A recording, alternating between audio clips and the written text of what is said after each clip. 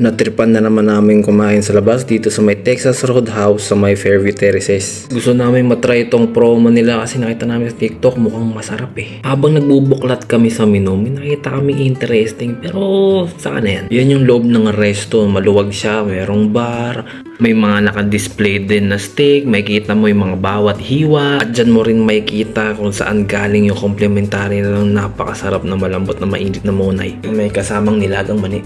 At dumating na yung order namin, yan pala yung smoked bacon plus 100 pesos na may cheese quesadilla na plus 75 pesos at barbecue pork tenderloin na may onion frizzles. Ang masasabi ko sa mga order namin para sa akin ay okay lang, sakto lang, busog ka, syempre ang dami.